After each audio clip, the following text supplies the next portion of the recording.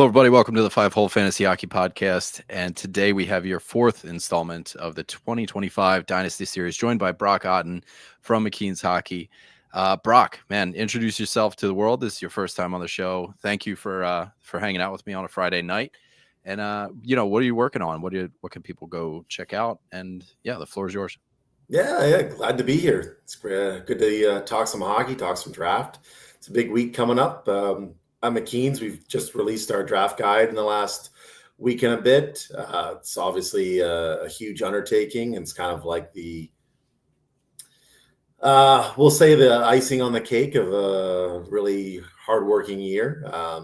The fruits of your labor, basically. So you can check that out. I have my own stuff at OHL Prospects. We have a YouTube channel for McKeen's Hockey now. Got a mock draft on there. I just released a 2-round mock draft that's in our draft guide.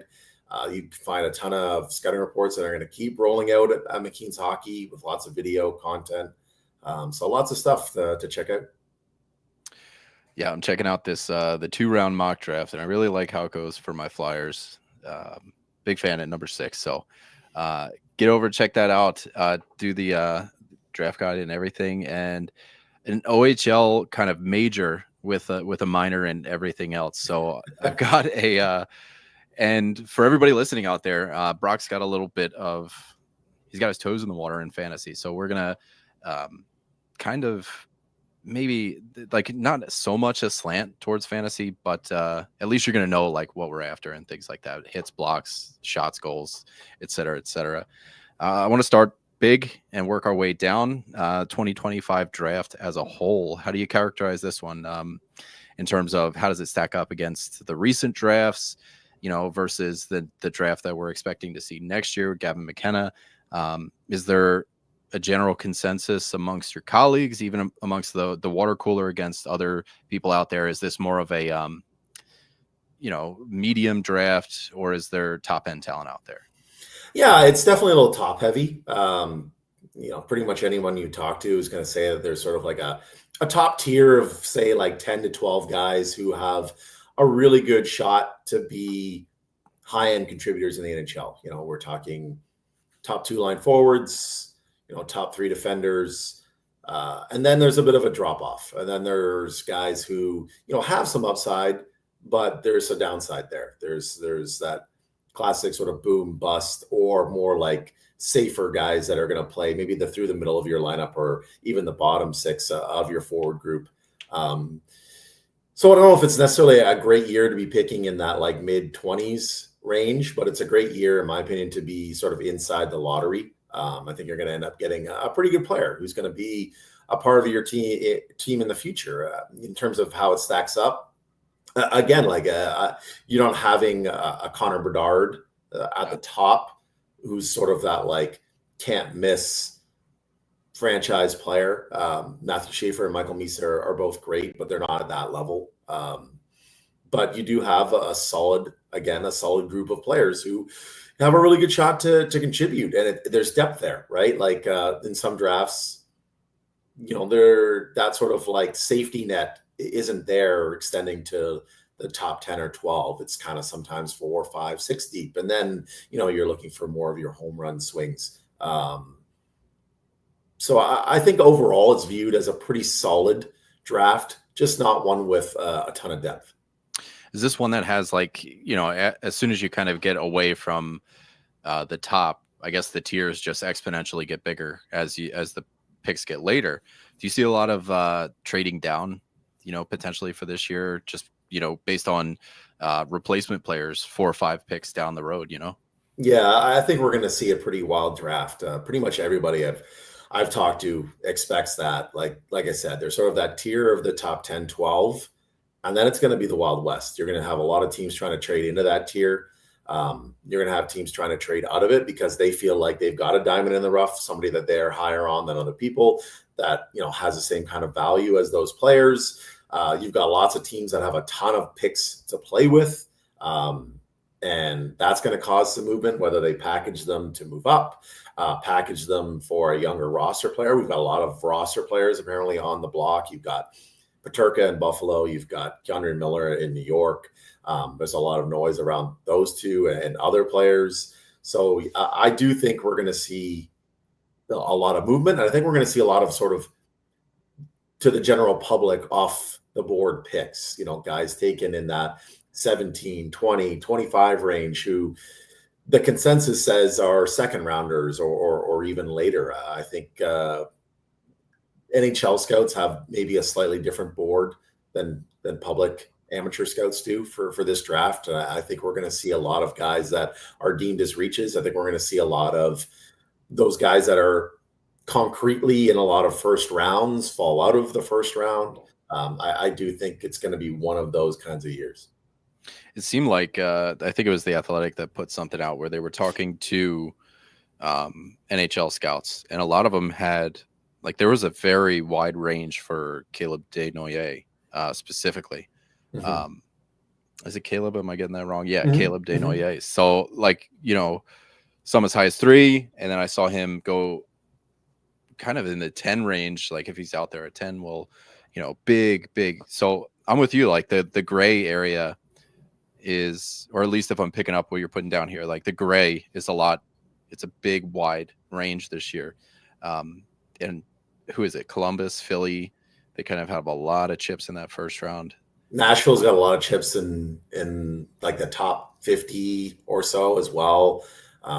You've got Montreal with 2 picks at 16 and 17. There's just a lot of teams that have, like you said, a lot of those chips that they can put at the table and see what sticks. So this NCAA CHL, new NCAA rule, like I don't really get it too much. I was hoping you can give me like a TLDR on this one. Uh-huh. If you could break that down for me and how it's going to kind of change the landscape for drafts, if at all.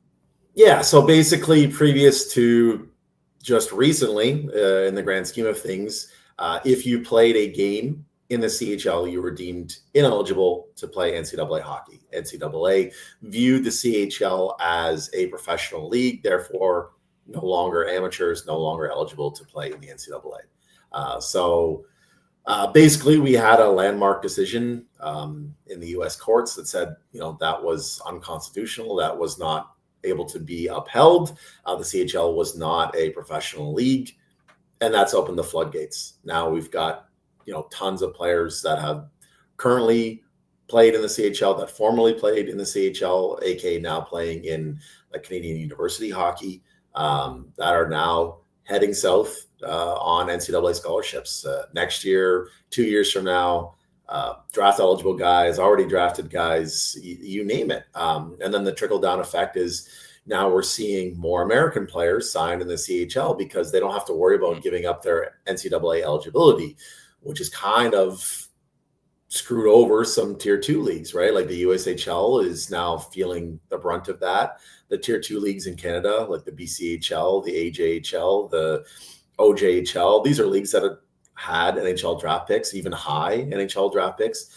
They're going to have trouble recruiting because you've essentially created a 2-tier system, right? Like you're going to go to the CHL in your 17, 18-year-old season, and then you're going to play NCAA hockey after that, it seems like, right? We don't know the full scope of how this affects everything in the long run.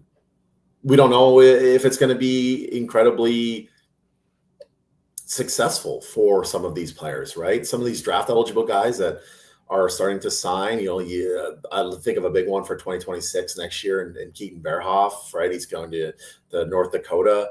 How's that going to work out for him if he has a year like a Logan Hensler did this year as a freshman defender, which is quite common. It's a hard league for freshman defenders to stand out, especially ones that are, traditional freshmen.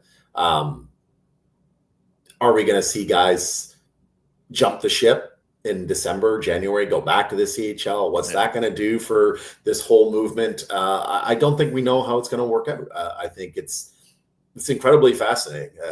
As somebody who's covered the draft for a long time, it's throwing a new wrinkle into it. And I'm really intrigued to see how it all plays out. It's going to play out really well for some players, and it's probably not going to play out very well for some players. So we'll see. there's got to be something to be said about some kid that wants to challenge himself, that hard, that wants to go into, maybe subjectively a harder league. And I can only imagine that if they do wind up going back after December and stuff like that, it's only going to reflect poorly. So I don't know, maybe we get some Logan Henslers out of it. And, but I don't know, like the heart is there, right? Like they want to get into it. They want to challenge themselves. They want to be up against the best and harder competition. So I don't know. Which is why you maybe have there's a guy like Gavin McKenna, right? Like, likely playing NCAA hockey next year. I mean, that's no secret. So that's just him trying to challenge himself. Yeah. Right. Like, he's dominated the WHL. The CHL has a cap on age. The NCAA does not. You've got some programs which are icing mostly 23, 24-year-olds.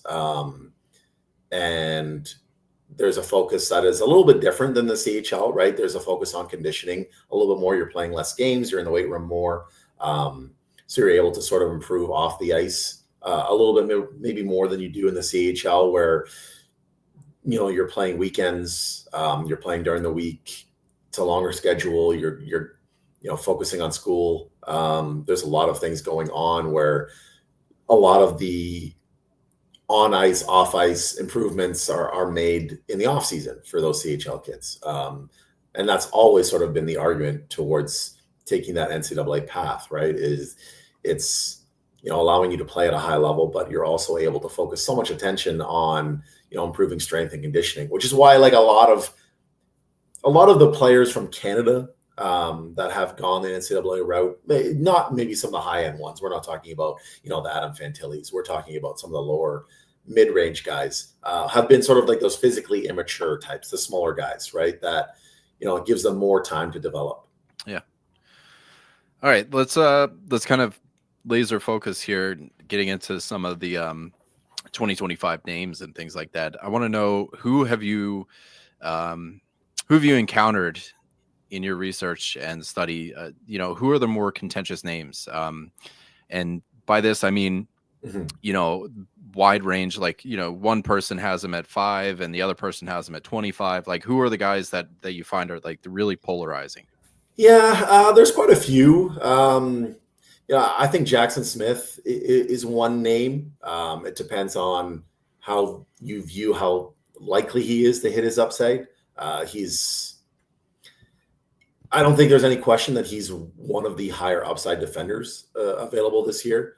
Can really do it all. It's just a matter, is he a high level processor, right? Like, how he's got the tools. Does he have the toolbox per se?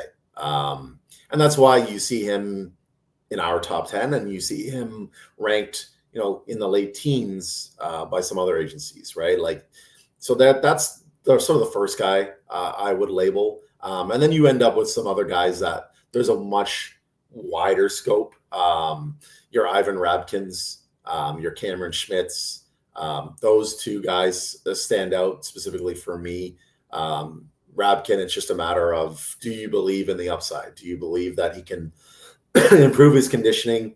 Are you not concerned about the inconsistencies? Cameron Schmidt, it's just a size thing. The fact that he doesn't really have a B game per se. He's kind of like a pure boom bust type. And I would imagine, like, if you were to look at NHL lists, he's a guy that the rankings would be like extremely, an extremely wide scope. You're talking about, like, I think some teams would probably have him ranked as a potential late first, and other teams would probably have him as like a DND or like a 6 or 7 round pick. And I treat, like, that's what I've heard, and that's definitely what it would be. So he's one guy definitely that would be classified as polarizing. Outside of that, like, I don't know if there's anybody that's like too big of a swing. Maybe Daniel Prokhorov, the Russian power forward. It's just a matter of how you view certain components of his game, like skating, like his IQ on the ice. What's the upside there? I've seen him in the teens, and I've seen him in the like 70s. So he's another one that's probably worth mentioning there. I think you guys have him like right in the middle. Yeah, we Yeah. do. All right, let's this one I've been getting mixed reviews on. There's not a lot of so for this one, the question is, are there players who benefited or kind of got screwed based on the team that they were on? Did they fly up the draft boards because they were on such a stacked team that they were able to pad their stats, and that might be skewing their actual raw talent to a certain degree? And then of course the converse is somebody on such a shitty team that they saw themselves falling. Yeah, I mean, when you look at some of the guys that are ranked fairly highly this year that were on, good teams, like Denoye, for example, I don't necessarily think he was carrying or being carried. He was just, that team was successful in part by what he was able to do, especially in the playoffs. Yeah, I think another guy that would be worth mentioning would be like Joshua Ravensburger, right? Like playing for a solid Prince George team, but you'd argue that that Prince George team was solid because they had stable goaltending, and that's why he is ranked so highly as the likely first goaltender off the board. So I don't know if there's anybody this year that really stands out as someone you would say like, oh, I'm worried about that player, having padded stats. Sometimes that does exist. I don't think that's the case this year. The one guy that I've heard, especially with my OHL sort of slant, is Jake O'Brien, but that one I think needs to be thrown out the window because O'Brien didn't play with Nick Lardis at even strength, and they did, play off of each other on the power play, and that is where a lot of O'Brien's points did come. But at even strength, that wasn't the case. So, there are definitely, you could stretch that argument for certain players, but I don't think it necessarily sticks incredibly well. On the inverse, there are some guys that played for some poor teams this year, or there are guys who, played for really good teams but played, further down the lineup. You look at a guy like Henry Brustevich, say in London, right? At the beginning of the season, before Dickinson and Bonk returned, he was playing power play 1 for London, and I thought he looked really good offensively. And then sort of as the year went on, he kind of settled into more of like a defensive role, pairing with Dickinson quite often, playing a bit of a safer game.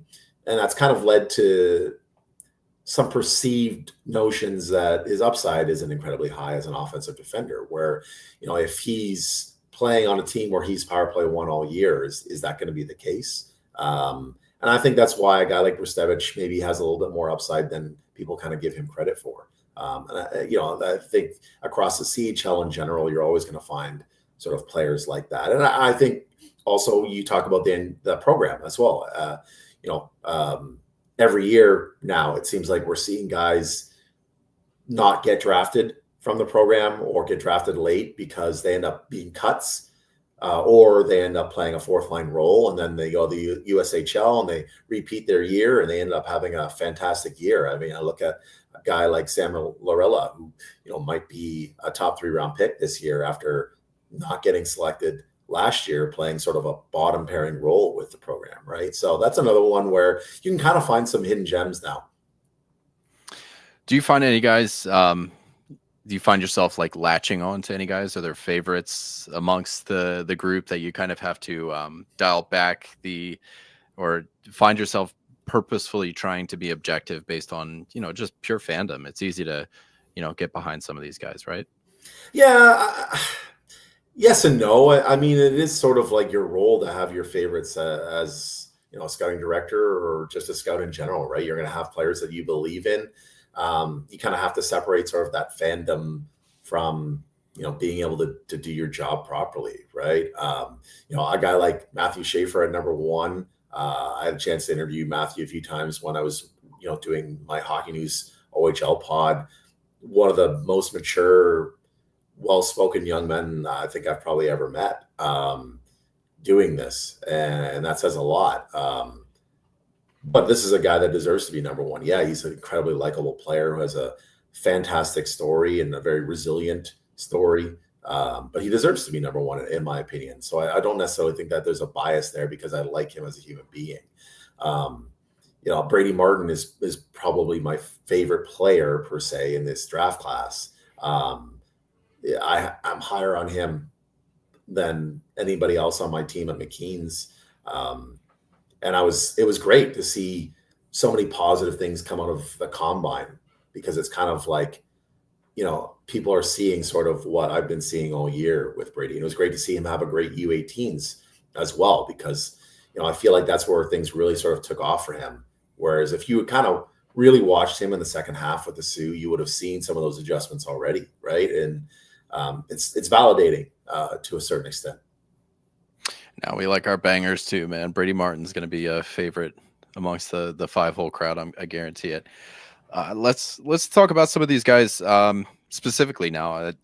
Misa and Schaefer kind of headlining the draft class here, and from a fantasy perspective, it's interesting because one's a defenseman, one is a forward. If you're just going for raw points, you probably want to lean the forward. Would you draft Misa ahead of Schaefer in a fantasy draft, or do you think like how do I want to put it, the value over replacement? There's less D on a team, there's less D on a fantasy squad. Does that make Schaefer just as important, more important?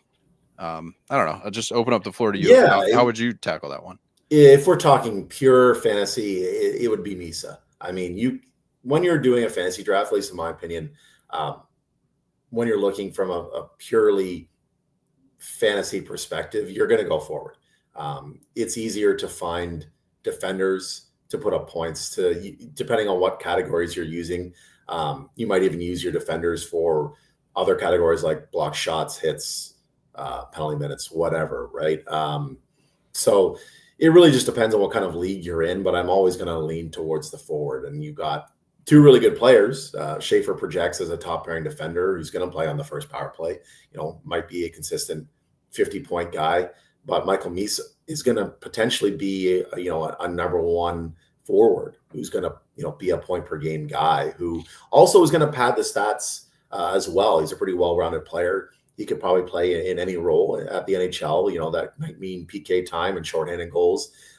He's going to pick up hits. He's going to be equal in terms of his goals and his assists. He's going to play on the power play. So he's going to be one of those guys that fills the entire stat sheet.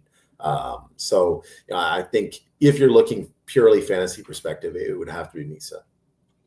How does your opinion change if the New York Islanders draft Misa? Does it change at all? Because, the way that I see it, the Sharks are on the up and up. They've got a great prospect pool, and the New York Islanders prospect pool kind of starts and ends with Cole Yzerman. Yeah, no, it's a good question. I think Misa is the kind of player that we're not talking about a complementary piece here. Yes, that's a role that he has excelled at previously in the OHL, but this year he was just dynamite. And he created so much himself. So, I think if you truly believe in Michael Misa, you're going to believe that he's somebody that's going to be able to create his own offense regardless of the situation that, he's in. And I think you have to believe in New York's ability to put people around him that are going to help him be successful as well. Maybe that means that they're not going to tank, but that might mean sort of shifting gears a little bit here to acquire some younger assets. Maybe that means dealing a guy like a Noah Dobson to make sure that you've got players in a similar sort of timeline, right? Maybe it means looking at dealing Sorokin in net and trying to get some really good value for those types of guys and sort of retool, reevaluate your current situation and the roster players you have, right? So would I prefer from a fantasy perspective that Misa end up, in San Jose? Oh, absolutely.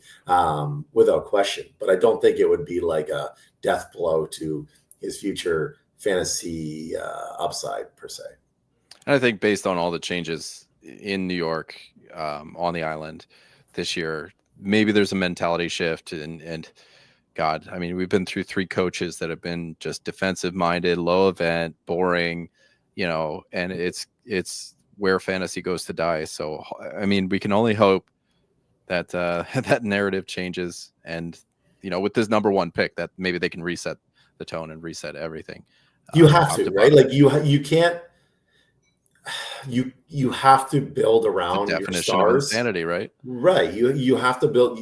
There isn't one set way to win, right? You have to figure out a way to bring the best out of your players. And if you're drafting Michael Misa, and you have some other players in your lineup that you want to get the best out of, that maybe that means changing your system.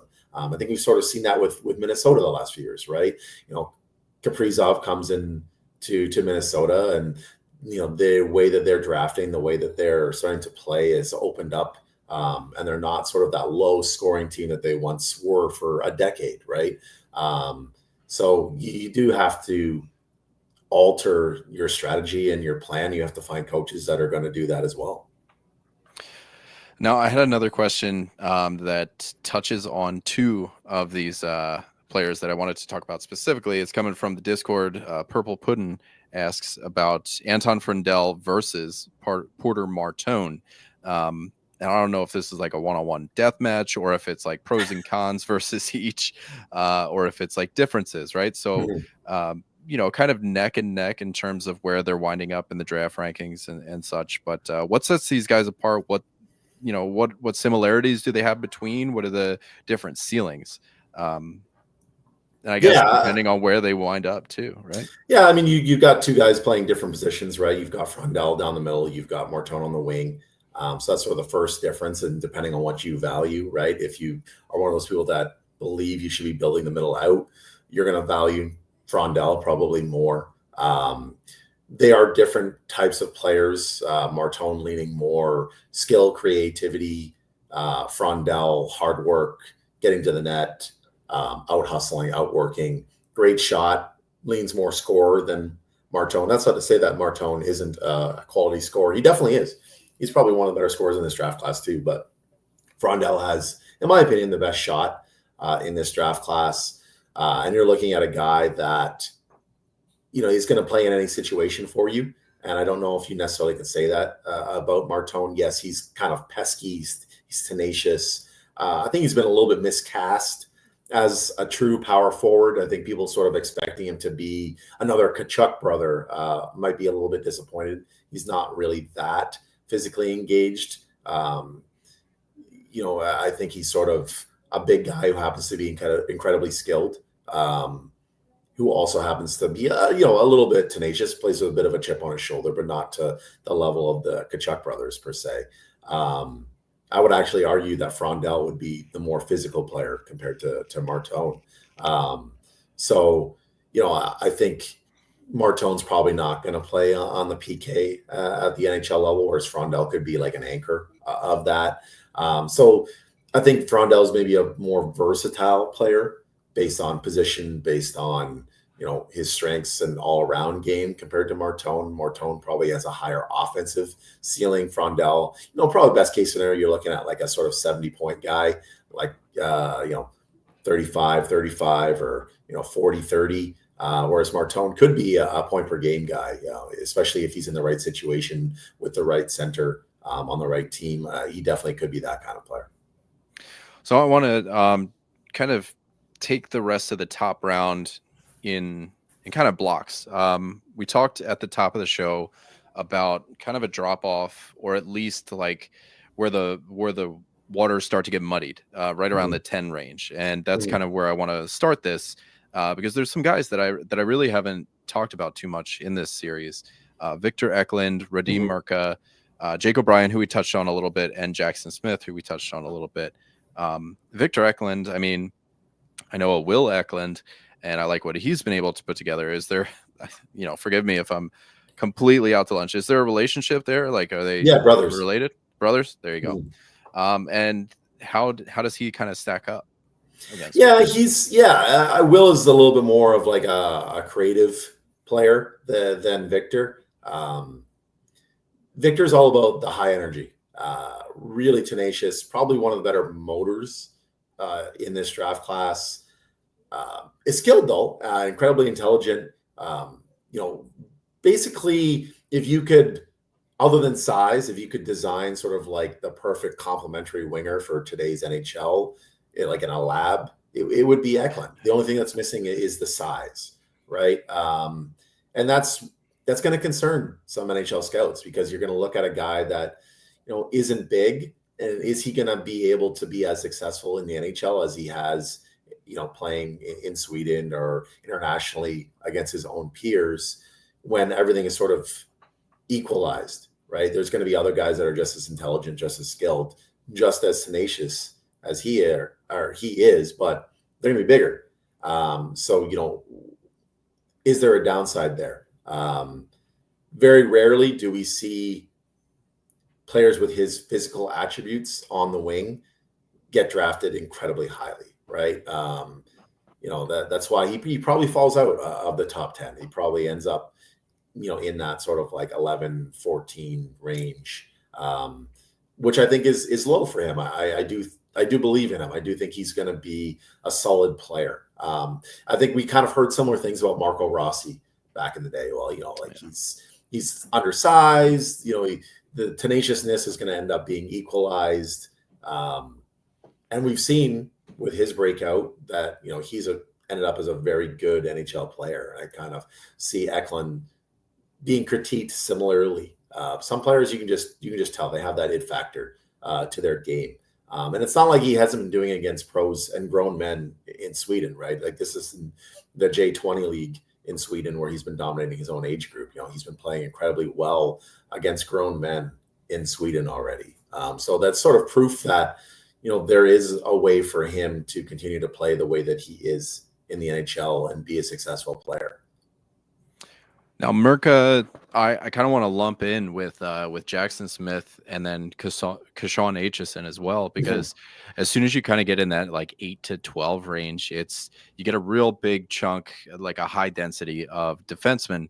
And, you know, we talked a little bit about Smith, how there's some offense to be had there, but I'm curious about Mirka, because he is the, you know, in most spots, he's the second defenseman off the board, right? So, what is it about him? You know, obviously he's going to be separated from Schaefer, but what makes him, like, if you were to take Schaefer out of the draft completely, what makes him the best defenseman here? Yeah, and I like that you lumped Aitchison in there, because he's a name that I think people don't necessarily lump with Smith and Mirka enough. Like, I think there's going to be quite a few NHL teams that have him as the second best defender behind Schaefer. I think that those three are very, very closely rated. I think all three have a chance to be the second defender off the board. When we're looking at Mirka, it's that size that definitely is going to be attractive to NHL teams. Big guy, athletic, you know, not an amazing skater, but for his size, he skates well enough. Really strong defensive attributes, but also some offensive upside that I think he can kind of grow into. Not like Norris winning offensive upside. We're not talking about Victor Hedman style upside here. But I think somebody that could be like a 35-point guy while sort of anchoring your PK, playing in your top three, playing a ton of minutes. That's sort of the allure there. With Jackson Smith, you know, he could be a number one defender, or he could be not in the NHL.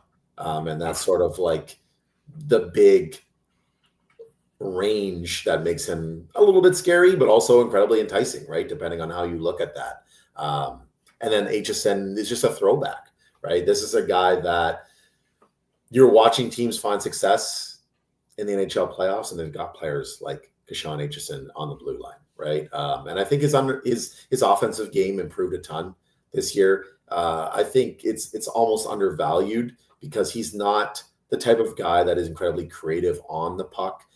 You know, he's not one of those defenders that pads zone entries and all the other stuff that sort of people look for from offensive defenders. Instead, he's more intelligent off the puck. You know, he's really good at jumping in as like a third or fourth man in, times cuts in the offensive zone really well to sort of get backdoor and earn chances or get into the slot. He's aggressive in pinching, and he's got a big point shot. So I think there's even a place for him to play on the power play as a trigger man, depending on what team he ends up with. So I think all three provide value in sort of different ways, and it's just going to matter. It's just going to be a matter of how an NHL organization views each one of them and what they weigh as being the most important. Merca sort of being the most consistently ranked number 2, like you said, but I don't think it's set in stone. Honestly, I wouldn't be shocked if Aitchison was the first defender off the board. I wouldn't be shocked if somebody reaches on Jackson Smith inside the top 10 because they love that upside and they don't see another defender who has that kind of upside in this draft, right? So it really just depends. Is that where you see the second tier of defensemen? Does it extend as far as Fiddler, or is there a pretty defined line between the two? I would have those three, and then I would have a line. I would have, then gotcha. I would have the Henslers, Boumediene, Cameron Reed, Blake Fiddler, Kerbin Limitov. I would have all of them sort of lumped in with that next group. So I had another question coming in from the Discord here about Aitchison, and wondering how he compares to Stein Solberg, sorry, from last year. Both kind of billed as run and gun and kind of bang you up kind of players. Yeah, physically similar, competitive nature, big guys, love to set the tone physically. Solberg is definitely a better skater, whereas Aitchison, I think, is better as an offensive contributor. I think that he has way more offensive upside than Solberg, better point shot, better offensive instincts. So I think, like, in terms of value, I think they're probably fairly similar, but I think I do lean, if I had to pick one, I would prefer Aitchison, but only by a small amount. So now the 15 to 32, kind of the back half of the first round, in terms of like aggregated rankings and things like that. There's a lot of guys in here. I find myself, everybody wants to know about the top of the draft and the big impact players and stuff, but are these just a bunch of guys? Like, are there, is there anybody exciting? The guys that I don't find I've asked about are Jack Nesbitt, Lyndon Lakovich, Jacob Wozniak, and Malcolm Spence. Just 4 names that jumped out at me that, I hadn't brought them up at all. Is there anything enticing here that might be, valuable to guys in fantasy? And what should we look out for in the NHL? Yeah, East Wozniak is probably a good place to start. Probably the most likely to be a high-end fantasy contributor if he hits. Kind of a boom bust guy. Compete level is sort of the biggest concern. Not much of a B game at this point. Kind of one of those guys that has some size, but not incredibly physical. Not somebody who's already a strong sort of two-way player. His game leans more offense. Really good point. Really good shot.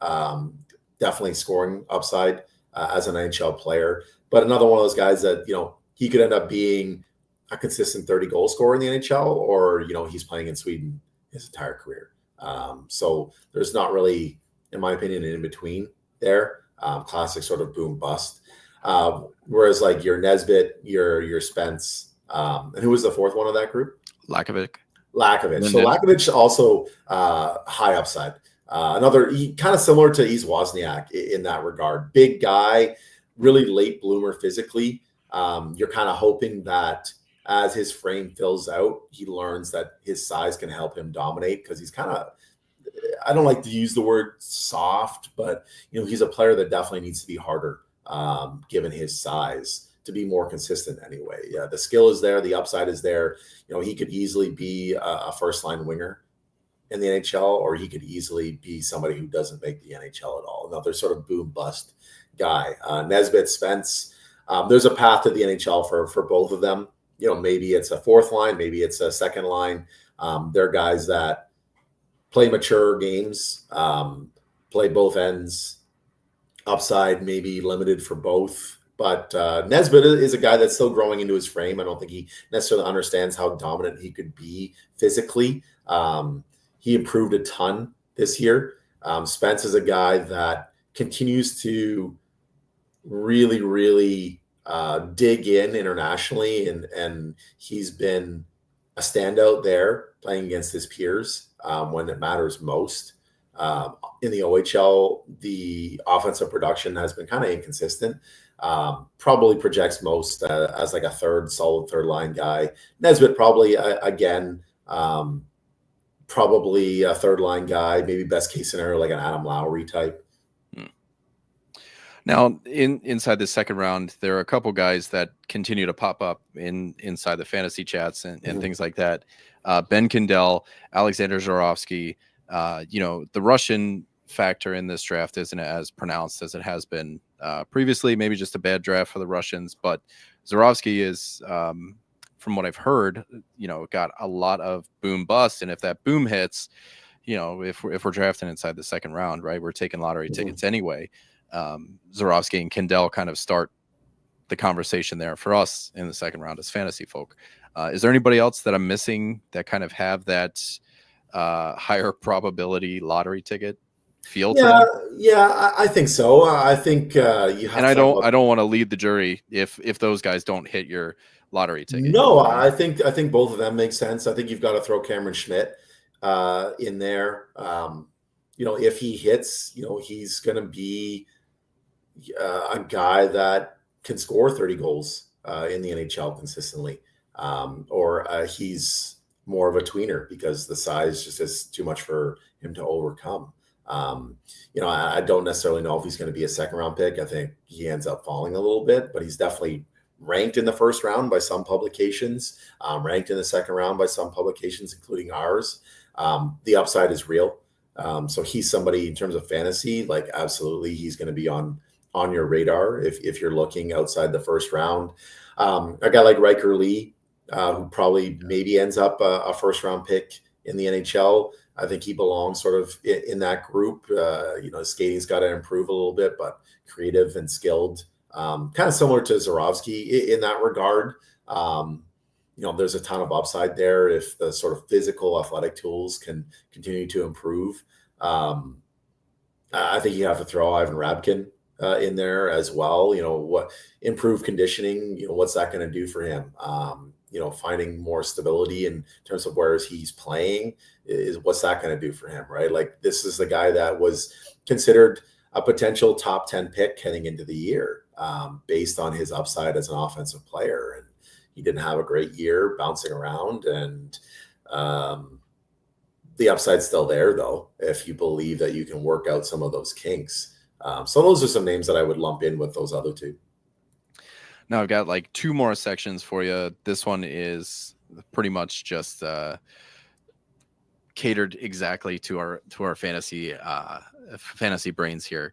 We're looking for superlatives. So who's our hits guy? Who are the shot producers? Who are the goal scorers? It sounds like we've got a lot of them. Frondell, Martone, even some of these guys that we've just been talking about. With if everything clicks right, could hit 30 goals. ... And who are some power play guys?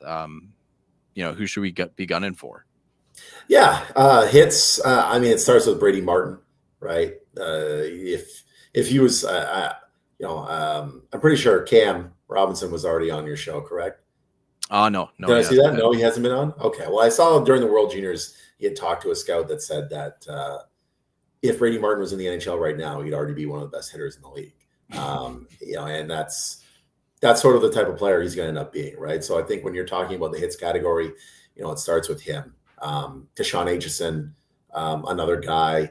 I think you got to look at a guy like Shane Van Sage from Michigan State. I think can be sort of like the power forward type. Daniel Prokhorov, Russian, big monster, just drives through you. He's somebody that, if he hits, he's probably hits in terms of NHL value. That is, he's going to be a guy that fills the hit stat sheet. So yeah, when you're starting hits, I think you got to look at those guys for sure.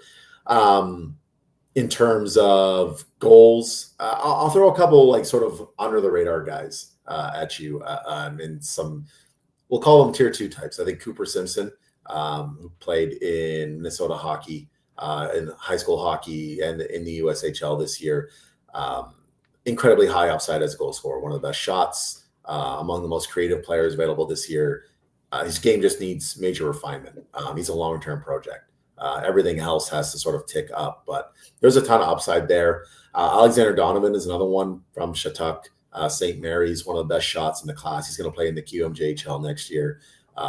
Again, lots to work on. Going to be sort of a mid to late round pick probably, but upside as a goal scorer among the highest in this class. There's just a lot of things that are sort of working against him hitting that currently. So there are some diamonds in the rough to be found to go with the Frondell types, the Justin Carbonneau, the Porter Motone, who would be considered sort of the higher end goal scorers in this class. And I feel like power play kind of comes with the territory, is highly dependent on what team they wind up on. I think we were talking about O'Brien. He was the name that I was going to mention. Yeah. He's a guy that right now most of his production comes on the power play with the extra room because he's pretty slight. At even strength, the production has been inconsistent, and that's because he's just not strong enough on the puck yet. His frame is pretty slight, so that's sort of the upside you're looking at with him. Is like when he fills out that frame and gets stronger and gets a little bit quicker, his pace increases. Is he going to be just as dominant at 5-on-5, or is he going to be one of those guys that is more of like a power play contributor at the NHL level because the vision and the passing ability is among the best, or if not the best in this class. So if you're thinking of a future power play contributor outside of guys like Michael Misa, obviously O'Brien would probably be the first name you'd have to mention. So I want to talk about what next year looks like, both in terms of, obviously there's Gavin McKenna at the top of the conversation in terms of the draft, but I'm curious, who do you have as the Calder favorites going into next year? So Demidov and Ryan Leonard probably right up there in terms of, who's kind of headlining it, but who are some other guys that you think could potentially make the jump into the NHL, kind of be in the running? Yeah, I mean, I think you have to look at Demidov and Ryan Leonard as sort of the first two. I know it's kind of cliche, but it makes sense. Yeah, I mean, if it's right, it's right. Yeah, if it's right, it's right. Exactly. I don't know if there's anybody in this class per se that's going to make that jump right away. Maybe Michael Misa, depending on who drafts him or the situation that he's put in. He's probably got the best bet to be an elite contributor right away, but I don't know if that necessarily happens with anybody from this class. Trying to think of other names that really jump out at me. Jeez. Honestly, the first two I was really going to mention was Demidov and Leonard. This is on me. Sure. I'm throwing you out of your element. You've been so it's just one thing that 2025. I was actually asked that not too long ago, and then Demidov and Leonard were sort of the first two that I could really think of. I think when the last time I looked too, they were massively ahead in like the early betting markets for the Calder next year. I'll try and look it up real quick. Yeah. Let's look up the betting line right now for the Calder. I'll look it up too. Let's see what we got. Okay, so next year's Calder, the betting lines are. So I'm only finding 2025 here. Oh, here we go. All right, so Zane Parek's in there. Yeah. Okay. So I don't necessarily agree with that. I mean, it's possible. Oh, Nikishin. Alexander Nikishin. Nikishin. There it is. For sure. Based on his play in Russia, it's hard for. I mean, as a defender, you kind of have to do what Lane Hudson did this year to win the Calder, right? Like you've got to be among the highest producing defenders in the league, usually to win that award. And Parek's got a lot of competition too. Uyghur and Anderson. Yes. I like Boyum a little bit more at plus 2,000. That's nice. Boyum, interesting one. Yeah, for sure. Favor, I guess. Is Zaskarov, is he really still Calder eligible? But he's played a bunch. Yeah, I don't know I'm trying to think of how many games he actually played. And it's got to be over a certain period too, right? Like if you play a certain number of games even if you only played like one game per season, but if you did it over like 3 seasons, it completely eliminates you, right? So there's a few like weird quirks with Calder eligibility. I'm trying to think off the top of my head if Askarov would truly be eligible. I see Levi Marilainen, so Skarov's got to be eligible because Right. Verlainen played it for a long time during That's true. He Ullmark's did. injury. I'm seeing Yes. James Hagen's on here. They're Yeah, I really just can't see stretching that. at I think plus he'll be back. 7,000. Yeah, he'll be back in college next year for sure. So, all right. How about the 26 class outside of like Gavin McKenna? Who should we really be kind of ear to the ground about? Yeah, I think best to sort of divide it by region. You got two really good Swedes in Viggo Bjork and Ivan Stenberg, who are definitely high-end offensive players who could be easily top 5 picks next year. Out west, you've got two defenders, Keaton Verhoff and Carson Carrolls, maybe even Ryan Lind, depending on who you ask. Verhoff is going to the NCAA next year. With North Dakota, so he's going to be leaving the West. But both of those guys, Carrolls and Verhoff, are really good defenders. Really, really high-end guys that could push to be top 3 picks even. In Ontario, for me, you've got Ethan Belchet's big power forward, lots of skill. Be interesting to see sort of how some of the athletic attributes come together this year in his second year in the league. You got Ryan Rubrick playing out of Niagara as well. Just a pure scorer, big guy too. So Ontario's got a few high-end guys as well. A name that I'm going to throw at you that I don't hear enough that really impressed me this year was Tynan Lawrence with Muskegon. Was really good for them, especially in the Clark Cup playoffs. I think he's kind of like going to be next year's Caleb Denoyer, one of those guys that just does everything really, really well. And those guys are always like a slow burn. You look at Denoyer, right? Like he started the year sort of in that like 15, 17 range on a lot of places, and then slowly just kind of kept creeping up because he plays such a mature game where it's hard to see him, not finding success. And I think Lawrence kind of fits in that same sort of mold, kind of has everything going for him. And I think he's somebody that will sort of climb boards over the course of the year. He really impressed me this year. What's the year look like? Like, do you take a break after the draft, or you just dive right into 26? Do you at least take a couple days to yourself? Yeah, you have to, right? Like it's a lot of work, especially putting together the draft guide and then sort of marketing it, right? Like, doing podcasts and especially post draft as well. A lot of places will reach out, even like helping with post draft coverage for teams and things like that. So then you take a break sort of after NHL sort of free agency frenzy. And then you've got the Holinka that sort of kicks things off. You got about a month and a half, and then, back to the grind for the next year.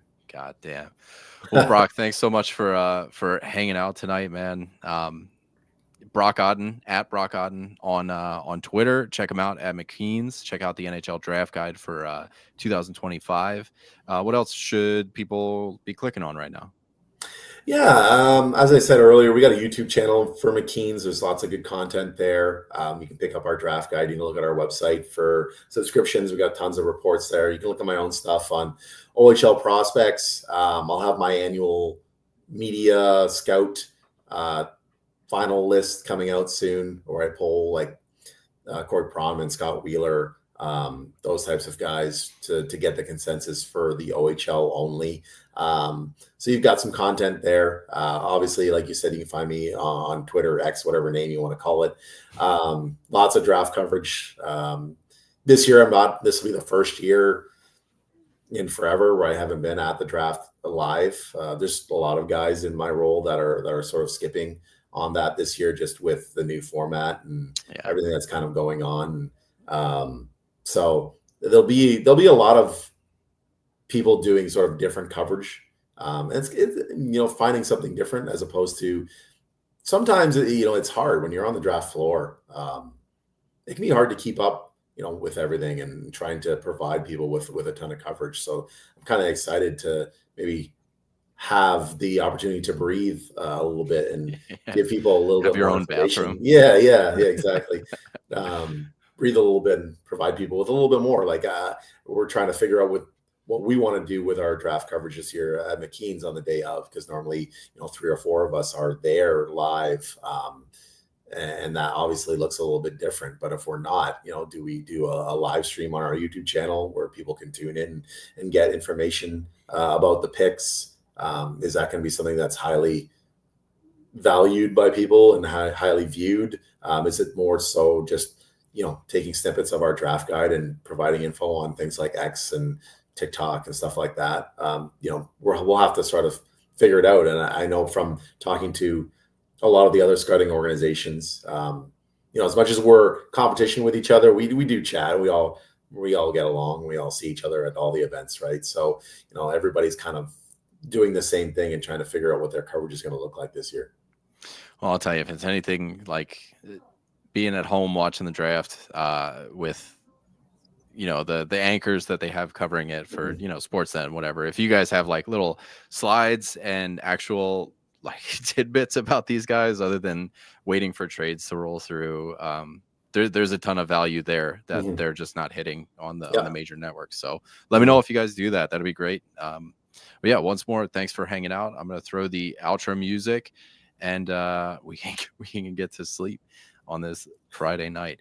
Once again, Brock, thank you so much for hanging out. And if you guys, that's the intro. If you guys want to check us out, we're on Twitter at FHFH. We're doing the live YouTube right now. Thank you guys for hanging out on this one, for hanging out with us and Brock on the 4th installment of the Dynasty Series. We'll be back at you next week sometime leading up to the draft. We got I think 1 or 2 more guests to come. I'm going to Copenhagen tomorrow, so it'll be I'm going to be MIA. But thank you guys for hanging out, and we'll see you next time. Thanks.